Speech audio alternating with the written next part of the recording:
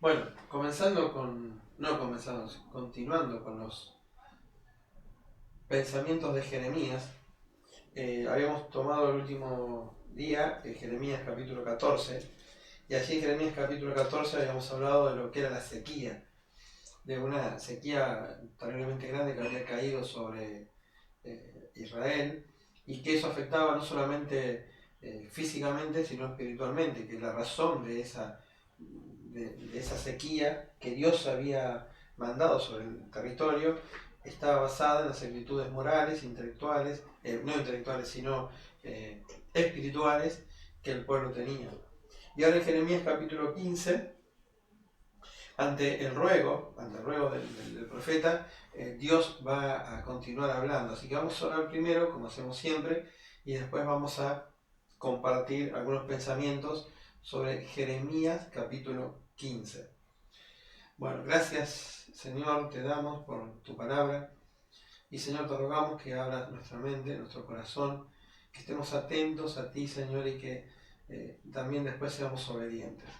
Señor, te rogamos realmente que tú nos hables a cada uno de los que vamos a escuchar, vamos a ver, y que podamos de verdad, Señor, sentir que es tu palabra eterna la que nos está hablando. En el nombre de tu Hijo, el Señor Jesús. Amén, Señor. Cuando comenzamos estudiando, dice el primer versículo de Jeremías capítulo 15, dice, me dijo Jehová, si Moisés y Samuel se pusieran delante de mí, no estaría mi voluntad contra este pueblo. Dice, échalos de mi presencia y salgan. ¿Saben? Varias veces a lo largo de la historia, Dios había levantado grandes profetas o grandes hombres de Dios que lideraban al pueblo, conducidos y guiados por el mismo Dios. Estos escuchaban la voz de Dios y se la transmitían al pueblo. Y algunas veces el pueblo se había puesto muy rebelde, había desobedecido completamente a Dios, y en algunas oportunidades Dios había usado, o estos mismos hombres se habían vuelto como intercesores frente a Dios. ¿Quién es el intercesor? El intercesor es simplemente aquel que se pone entre medio, en este caso particular, entre los hombres y Dios. Y en algunas veces lo habían hecho Moisés y Samuel, ejemplos muy marcados. En el caso de Moisés está en Éxodo 32, y en el caso de Samuel está en 1 Samuel capítulo 7. Y ellos orando habían hecho que Dios tuviera misericordia con el pueblo. Pero ahora la situación era tan grave que Dios varias veces le había dicho a Jeremías que no intercediera. En Jeremías capítulo 7, en el versículo 10, en el versículo 16, Jeremías 7, 16, Dios dice, tú pues no ores por este pueblo, ni levantes por ellos clamor ni oración, ni me ruegues, porque no te oiré. Dios se lo había dicho. En Jeremías capítulo 11, versículo 14, dice, tú pues no ores por este pueblo, ni levantes por ellos clamor ni oración, porque yo no oiré en el día de su aflicción, en el día en que en su aflicción clamen a mí. Y en Jeremías 14, acá nomás, en el capítulo anterior, dice, me dijo Jehová, no ruegues por este pueblo para bien. ¿Saben? Y ahora le dice que si aún los dos grandes intercesores del Antiguo Testamento, Moisés y Samuel, estuvieran presentes, Dios tampoco cambiaría de actitud. Miren la frase con la que termina. Dice, no estaría mi voluntad con este pueblo. Dice, échalos de mi presencia. Es como que en la figura el pueblo estaba presente y Jeremías levantó la voz a favor de ellos. Y Dios le dice, no te voy a escuchar, no voy a cambiar de actitud. Sacalos de mi presencia, que se vayan de mi presencia. ¿Saben? Cuando nosotros, los creyentes, leemos la palabra intercesor, siempre pensamos en un versículo donde dice que no hay un solo intermediario entre Dios y los hombres, Jesucristo hombre. Jesucristo sí pudo interceder para que Dios otorgara su gracia y su misericordia sobre las personas que creen y que aceptan el regalo de Dios, pero lo hizo también en base a presentar un sacrificio, una ofrenda que fue su propia sangre. Bueno, no es el caso acá de Jeremías. Jeremías eleva una oración pidiendo y Dios le dice, no lo hagas. Entonces, ¿saben? Esto también le habla a Jeremías, como diciéndole a Jeremías, no es tu culpa. Jeremías, no es que vos seas menos que Samuel o que Moisés, simplemente es que el pueblo el pueblo necesita cambiar, el pueblo no necesita un intercesor, el pueblo necesita arrepentirse. Y como esa actitud no estaba en el pueblo, por más que cualquiera se ponga adelante, esa intercesión no iba a funcionar. Este principio sí se repite en el Nuevo Testamento. Porque si bien Jesucristo es el gran intercesor, Jesucristo es el gran intermediario, si los hombres no cambian el corazón y no se arrepienten de su condición, el Señor Jesucristo, ese sacrificio que Jesucristo hizo no sirve a favor de ellos, porque no hay un arrepentimiento. ¿Sí? Bueno, entonces seguimos acá en Jeremías capítulo 15. Él dice, no lo hagas, no lo hagas, porque no lo voy a escuchar, ni aunque fueran Samuel, Moisés y Samuel. En el versículo 2 dice, y si te preguntasen, ¿a dónde saldremos? Les dirás, así ha dicho Jehová, el que a muerte, el que a espada, el que a hambre, y el que a cautiverio, ¿Saben? Dios le dice, mira, yo sé lo que va a pasar con este pueblo. Y es increíble cómo Dios se va anticipando a cada respuesta del pueblo. Y le dice, cuando te van a preguntar, porque como él obviamente le dice, echaros de mi presencia, te van a preguntar, bueno, ¿dónde vamos? Y Dios dice, yo ya tengo claro, Dios le dice, ¿sabes qué? Va a haber castigos para esta persona, y estos castigos van a ser muerte, espada, hambre o cautiverio. Hay 4 posibilidades, pero son 4 castigos terribles, difíciles, duros, que el pueblo iba a tener que afrontar. Y en el versículo 3, como para aclarar completamente lo que Dios dice, y enviaré sobre ellos 4 géneros de castigo. Dice Jehová, y escuchen, espada para matar, perros para despedazar, aves del cielo y bestias de la tierra para destruir, para devorar y destruir. O sea, no solamente Dios les iba a quitar la vida, sino que tampoco les iba a permitir ser enterrados. Algo para un judío muy, muy difícil, era una ofensa muy grande. ¿Sí? Ahora, uno dice, ¿y por qué llegaron a esa condición? Y entonces uno tiene que, en el versículo 4, Dios le va a hablar y le va a decir esto, escuchen. Dice, y este versículo es muy importante, dice, y los entregaré para terror a todos los reinos de la tierra, a causa de Manasés, hijo de Ezequías, rey de Judá, por lo que hizo en Jerusalén. Básicamente Dios le dice, ¿sabes? Dice, yo a este pueblo lo voy a poner en tal condición de que cualquiera se espante cuando lo vean. Algo que realmente fue en historia y aún a veces continúa, ¿no? Es como que nadie va a querer ser como ellos, es lo que le está diciendo.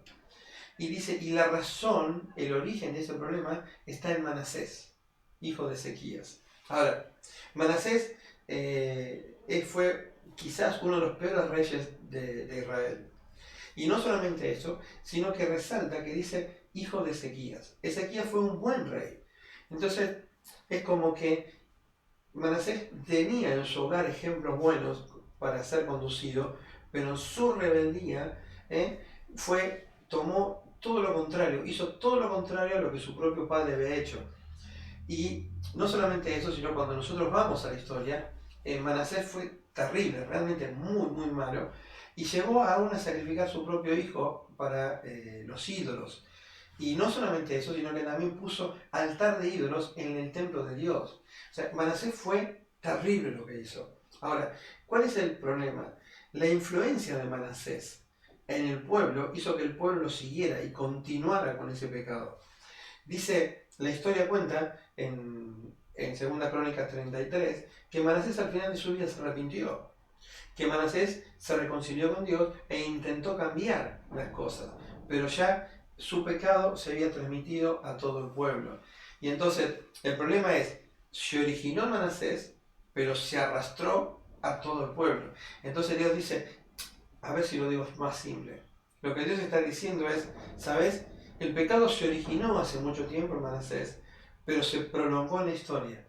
Entonces, dice, por culpa de ese pecado, dice, es que yo los voy a castigar. O sea, tuve paciencia durante un tiempo, pero ahora se acabó. ¿Sí? Ahora se acabó. Versículo 5. Dice, porque ¿quién tendrá compasión de ti, oh Jerusalén? ¿Quién se entristecerá por tu causa? ¿O quién vendrá a preguntar por tu paz? ¿Sabes? Esto es lo que Dios dice, y esto también nos tiene que impactar.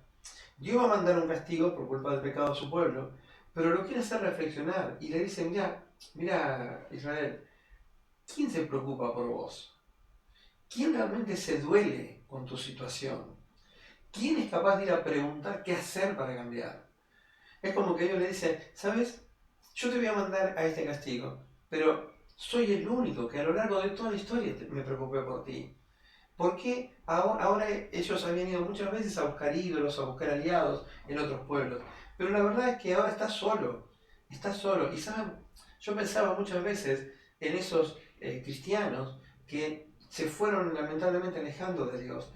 Y la realidad es que cuando reflexionan y piensan, todos aquellos que le rodearon, que lo arrastraron al pecado, que ellos mismos se dejaron ir, se dan cuenta que al final de ese camino están solos y que el único con el que siempre pueden haber contado y al que rechazaron es a Dios. Y esto es lo que acá le dice, ¿no? Observen las preguntas. ¿Quién tendrá compasión de ti? ¿Quién se puede entristecer con tu condición? ¿O quién va a ir a preguntar qué hacer para que vos estés mejor? Eso es lo que dice Dios. Pero la respuesta del pueblo en el versículo 6 es, tú me dejaste, dice Jehová, te volviste atrás. Dice, por tanto, yo extenderé sobre ti mi mano y te destruiré. Dice ahora, ¿sabes? Yo hacía esto, pero fuiste vos el que me ignoraste. Fuiste vos el que, por el camino que yo te llevaba, lo revertiste y saliste para atrás. O sea, tomaste claramente un camino contrario al que yo te marcaba. Por consecuencia, yo voy a extender mi mano sobre ti y yo te voy a destruir. Y esta frase es increíble. Dice, estoy cansado de arrepentirme. ¿Saben? Esta frase puesta en la boca de Dios suena muy difícil de entender, porque en el concepto nuestro, el arrepentimiento siempre tiene implicación de dolor. En el concepto nuestro siempre cuando uno dice me arrepiento es porque hice algo mal, siento dolor, produce arrepentimiento e intento cambiar. Pero acá en el caso de Dios, no hay esa actitud de hice algo mal y me cambio. La frase, la palabra arrepentirse ahí, significa claramente cambiar de actitud.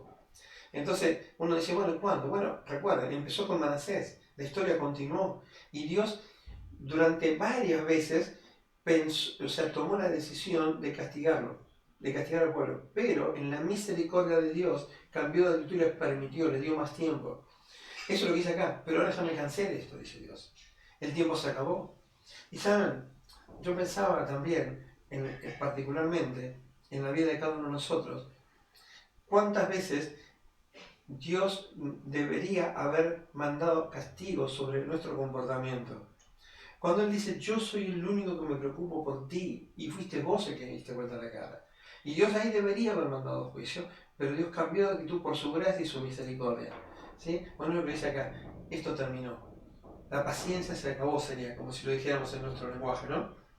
Y Él dice, observen esto, el versículo siguiente, mirá, dice, aunque los aventé con aventador hasta las puertas de la tierra, y dejé sin hijos a mi pueblo y lo desbaraté, escuchen esa frase, no se volvieron de sus caminos.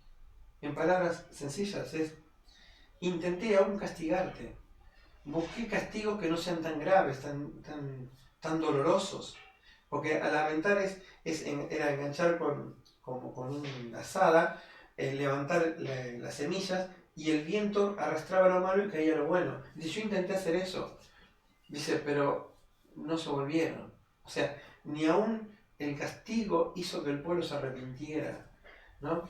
Entonces ahora sí viene el castigo definitivo. Y dice el versículo 8, dice, sus viudas se multiplicaron más que la arena del mar. ¿Por qué? Porque los hombres iban a morir en la batalla. Dice, traje contra ellos el destruidor, a mediodía sobre la madre y sobre los hijos, hasta que hice que de repente cayesen terrores sobre la ciudad.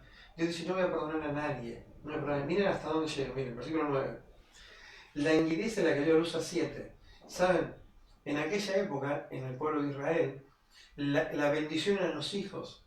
Y tener muchos hijos era muy bendecida. Y acá dice, la enguideció la que dio luz a 7. O sea, sufrió aún aquella que era completamente bendecida. Se llenó de dolor su alma. Su sol se puso siendo aún de día. O sea, se oscureció aún estando de día. Es como decir, perdió la esperanza total, ¿no? Perdió la esperanza total. Fue avergonzada y llena de confusión.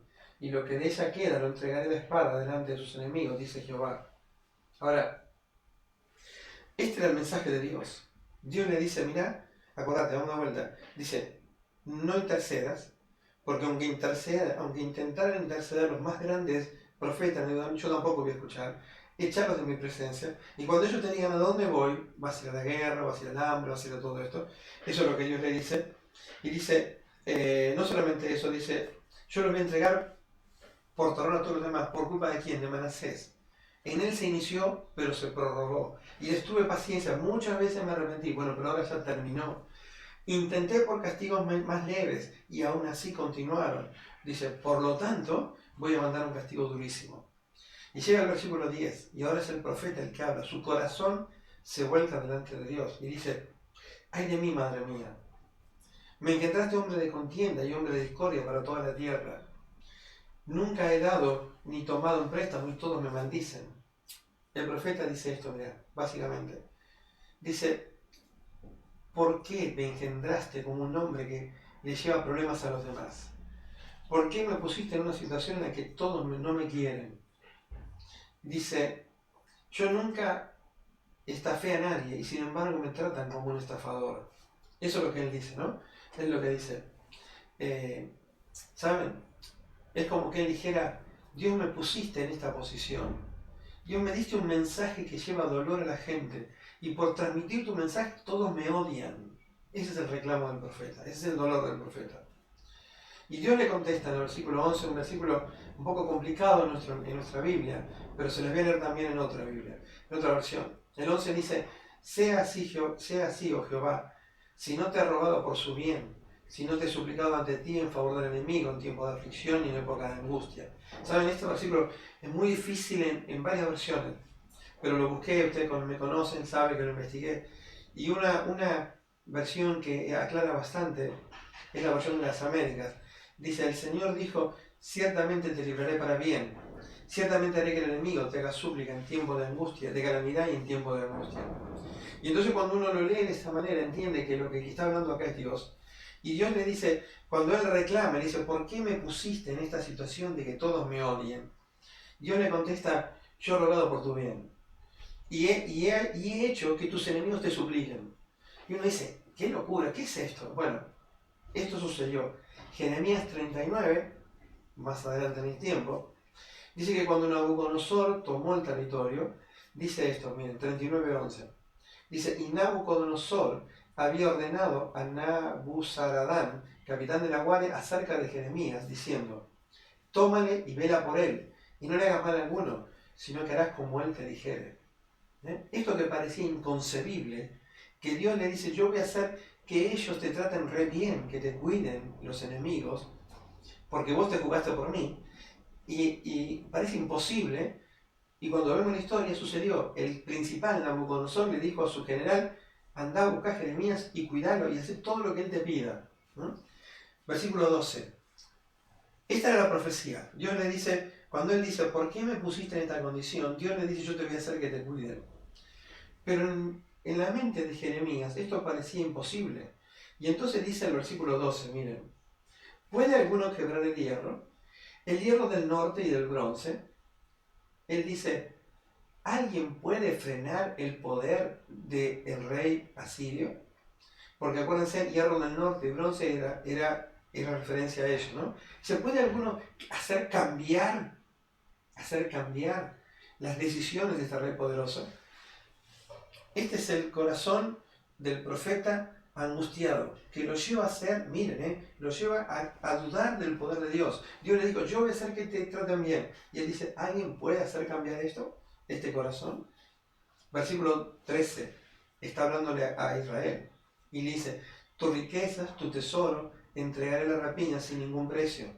Dice, por todos tus pecados y en todo tu territorio. Dios le dice a Israel, ¿sabes? No solamente voy a hacer que sufran las personas, sino que todo el dinero que tienen acumulado se lo voy a entregar sin precio, o sea, lo van a robar. Dice, ¿por qué? Por tu pecado. Y sabes, nadie en tu pueblo va a ser excluido. Versículo 14. Dice, te haré servir a tus enemigos en tierra que no conoces, porque fuego se ha encendido en mi furor y arderá sobre vosotros.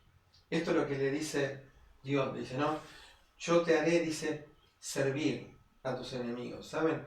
Ellos habían rechazado a Dios, no quisieron servir a Dios Y ahora Dios le dice, bueno, vas a servir a tus enemigos, aquellos que habían sido sus aliados en el momento, ¿no? ¿Por qué? Por tu pecado, y el juicio de Dios, el fuego de Dios va a caer sobre ti. Ahora va a hablar el profeta, y el profeta va a orar y va a pedirle algo a Dios. Versículo 15. Dice, tú lo sabes, oh Jehová, acuérdate de mí y visítame y véngate de mis enemigos. No me reproches en la prolongación de tu enojo, sabes que por a ti sufro afrenta. Vamos a pensar, él que le dice a Dios, Dios cuídame, Dios protégeme, dice visítame. Y escuchen esta frase, al final, sabes que por amor de ti sufro afrenta. Está diciendo esto, esta situación tan triste en la que estoy es porque te amo y porque te sirvo. ¿Saben? Eso me hizo reflexionar y ojalá nos haga reflexionar a todos los que estamos del otro lado. ¿Realmente la vida de relación con Dios hace que estemos mal con la sociedad? Este era el reclamo de él. Él le dice, Dios, defendeme, Dios, acompáñame, porque de verdad yo estoy en esta condición porque te amo. Repito la frase, versículo 15. Sabes que por amor de ti sufro afrenta. Versículo 16. Dice, fueron halladas tus palabras y yo las comí. Dice, y la palabra me fue por gozo y por alegría a mi corazón, porque tu nombre se invocó sobre mí, oh Jehová, Dios de los ejércitos. Este es el testimonio personal de él. Él le dice, ¿sabes? Yo encontré tu palabra, yo la asimilé y me fue por alegría. Dice, y tu nombre se invocó sobre mí. Ojalá como cristianos pudiéramos decir, aunque sea una parte de esto, ojalá pudiéramos decir, amo tu palabra. Tu palabra realmente llenó mi alma, me produjo alegría. Y mi testimonio hace que tu nombre brille sobre mi persona. Dice, sigue hablando él, ¿no? Y dice, no me senté en compañía de burladores, ni me engreí a causa de la profecía, me senté solo porque me llenaste de indignación. Dice él, vamos despacito, no me mezclé. Y esto hace referencia obviamente al Salmo 1. Dice, no me mezclé con burladores. Dice, y escucha esta otra frase, no me creí a causa de tu profecía, o sea, no me puse orgulloso por tu palabra, o sea, a ver, sería así, no me puse orgulloso por ser un siervo tuyo, no me creí más que los demás por tener esta relación contigo. Dice, me senté solo, porque obviamente me llenaste de indignación. La gente, por la palabra, lo trataron como indigno. 18. Dice, ¿por qué fue perpetuo mi dolor? Y mi herida fue desahuciada y admitió curación. Serás para mí como cosa ilusoria, como agua que no son estables. Esto le dice el profeta a Dios, escuchen. Dice, ¿por qué esta situación triste se prolongó? ¿Por qué no veo una solución a mi problema? ¿Por qué te transformas en agua como no estable? Cuanto antes, en el versículo 2, en el capítulo 2, versículo 13, él decía que Dios era para él fuente de agua viva. Vamos a resumir antes de llegar al versículo 19. Él está diciendo esto, dice esto, mira Dios, acuérdense, primero habló al pueblo y después le vuelca el corazón a Dios y le dice Dios, ¿por qué? Por transmitir tu palabra, todos me rechazan. ¿Por qué me hiciste hombre de discordia? Y Dios le dice, yo te voy a cuidar cuando vengan los enemigos, yo te voy a cuidar, yo voy a hacer que ellos te rueguen y te pidan, te digan qué querés que haga. Y él dice, ¿realmente esto se puede cumplir? Él dice, yo cuando inicié, amé tu palabra, yo me volqué a ti, escuché tu voz, no me junté con pecadores, el mundo me rechazó por tu culpa, por estar del lado tuyo. Dice, ¿por qué sigo en esta situación de dolor? ¿Por qué no la entiendo? Y el versículo 19, que es un versículo que yo amo, después les voy a contar algo, dice, por tanto, dice, así dijo Jehová, si te convirtieres, yo te restauraré, y delante de mí estarás, y si entresacares lo precioso de lo vil, serás como mi boca. Conviertas en ellos a ti, y tú no te conviertas a ellos. ¿Qué le dice Dios? Dios le dice esto, mira, dice, ¿sabes? Dice Dios, si cambias este corazón que estás teniendo, estas dudas que estás teniendo, yo te voy a fortalecer. Y ¿sabes? No solamente te voy a fortalecer, sino vas a seguir estando delante mío. Y no solamente eso, si en tu corazón hay cosas hermosas, pero tenés que sacar estas dudas. Si entre sacar lo precioso de lo vil, serás como mi boca. O sea, te voy a poder usar como instrumento para cosas. Y sabes, vos tenés que transmitir tus verdades a ellos y no te dejes arrastrar por las de ellos a vos. Este es un pensamiento sorprendente, ¿no? Que nos tiene que hacer reflexionar a todos. Dice, ¿sabes? Dejá de poner la mirada en lo que pasa, en el dolor. Poner la mirada en mí. Y cuando hagas eso vas a cambiar el corazón. Y cuando cambies el corazón, dice Dios, yo te voy a fortalecer. Y yo te voy a poner delante mío. Y te voy a dar un privilegio más grande. Vas a ser como mi boca. Vas a ser un instrumento para transmitir al mundo. Y esta frase final, que ellos se transformen a tu pensamiento y no tú te arrastres al de ellos. Y terminamos. Dice, y te pondré en este pueblo por muro fortificado de bronce. Y pelearán contra ti, pero no te vencerán. Porque yo estoy contigo para guardarte y para defenderte, dice Jehová. Dios le responde, ¿sabes? Dios le responde y le dice, ¿sabes? Cuando hagas eso, cuando vuelvas al corazón de relacionarte conmigo, de estar en comunión conmigo, yo te voy a usar como un instrumento. Y vas a ser tan fuerte que vas a poder prevalecer en un pueblo pecador. Y ¿sabes? Dice, ellos no te van a vencer, pero no por tu capacidad, sino, dice, porque yo te voy a guardar y yo te voy a defender, dice Jehová. Y al final dice, te libraré de la mano de los malos y te redimiré de la mano de los fuertes. O sea, ni aún el asirio le iba a poder hacer nada a Jeremías. Ahora, ya terminamos, ¿no? Y reflexionemos. Comenzó con un Dios que le dice a Jeremías, no ores por este pueblo. Y sabes, Jeremías, no está el problema en vos. Porque si se pusieran aún los grandes hombres de Dios, tampoco cambiaría. Porque el pecado está en el pueblo. Se inició en Manasés, pero perduró a lo largo de la historia. Dice, yo también intenté hacer algo, yo también lo aventé con un aventador, yo también, y tampoco cambiaron. Dice, por lo tanto, el castigo va a ser durísimo, porque ya me cansé de darles oportunidades, dice Dios, a este pueblo. Y cuando él vuelca en su corazón y le dice, Dios, ¿por qué a mí me pusiste en esta condición de transmitir un mensaje que produce dolor en los que lo escuchan y hace que me odien? Él dice, ¿por qué me llevaste a esto? Y Dios le dice, quédate tranquilo, Jeremías, yo te voy a defender aún cuando los asirios ataquen. Yo voy a hacer que ellos, el rey de ellos, se ponga a tu servicio. Y él dice, eso quizá no puede ser cierto. No sé si eso puede ser. Sabemos por la Biblia que sí fue, pero él dice en ese momento, de dolor, dice, no sé si esto va a poder ser así. No estoy seguro de que sea así. Y Dios le dice, cuando él le dice eso, al final, él le dice, mirá, Jeremías, dice, si vos cambiás este corazón, yo te voy a restaurar. Y te voy a poner en el lugar en el que originalmente te puse. Vas a estar delante de mí y vas a ser como mi boca. Y nada, ni nadie te va a poder frenar, porque yo te voy a acompañar. ¿Sabes? Pensemos un poquito ahora en nosotros. Si eres un cristiano que está alejado de Dios, que quizá las dudas, porque un día te jugaste por el Señor y te sentiste triste, porque en tu mente creíste que por ser un siervo de Dios ibas a hacer todo glorioso, todo el mundo iba a estar bien con vos, y te diste cuenta que no, que la sociedad te rechazó, que tus amigos te rechazaron, y llegaste a sentirte solo, y en esa situación no hiciste lo que hizo Jeremías. En esa situación lo que hiciste fue abandonar a Dios. En cambio, Jeremías va a Dios y se le queja a Dios, si me permiten la palabra. Y Dios le da un mensaje de aliento, le dice, Jeremías, queda tranquilo, yo te voy a restaurar y te voy a usar.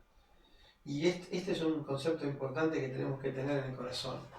Dios siempre está dispuesto a levantarnos, a restaurarnos y a ponernos en el ministerio. Así que, hermanos, realmente esperemos que el Señor les bendiga. Y después vamos a leer, vamos a seguir con esto y vamos a ir a Jeremías 16. Y yo les quiero que vayan reflexionando y vayan pensando en Jeremías 16. Porque Dios le pide que haga cosas insólitas. Le dice, no te cases, no tengas hijos, no vayas a la casa de felicidad, no vayas a la casa de tristezas. ¿Y por qué le hace eso Dios a Jeremías? Bueno, eso lo vamos a responder en el próximo mensaje. Que el Señor les bendiga. Amén. Oramos. Señor, gracias nuevamente. Y Señor, gracias porque estás dispuesto a escuchar el corazón de tus hijos en alabanza, en honra, pero también cuando hay dolor, cuando hay tristeza, cuando no hay comprensión. Y tú nos prometiste que siempre podemos acercarnos a ti, si lo hacemos en humildad, sin orgullo. Y tú, Señor, nos vas a restaurar. Gracias, Señor, y te ruego por todo lo que están del otro lado. Tú sabes cómo y dónde vas a usar esta palabra. Que tú, Señor, realmente trabajes en el corazón de los oyentes. En el nombre santo de tu Hijo, el Señor Jesús. Amén, Señor. Que el Señor les bendiga.